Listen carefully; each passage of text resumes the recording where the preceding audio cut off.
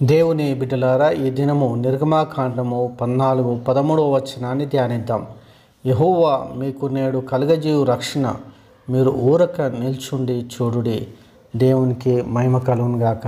దేవుని బిడ్డలారా, దేవుని యొక్క వాక్యంలో మనం చూస్తూ ఉన్నాం.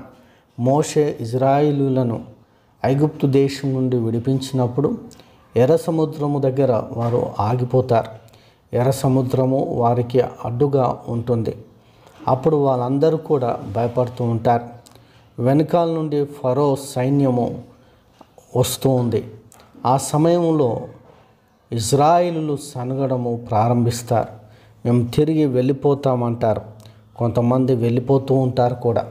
ఫరోకు భయపడి చాలామంది దేవుని బిడ్డలారా తిరిగి బానిసత్వంలో పోవడానికి ప్రయత్నం చేస్తూ ఉంటే, అప్పుడు మోషే ఏమంటాడంటే, యెహోవా మీకు నేడు కలుగచేయు రక్షణ, మీరు ఊరక నిల్చుండి చూడుడి.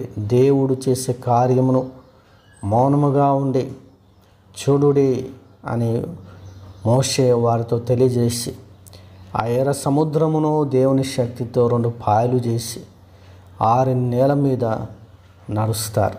దేవుని బిడ్డలారా, నిజముగా దేవుడు చేయు కార్యములు గంభీరమైనవి. దేవుడు చేయు కార్యములు గొప్పవి.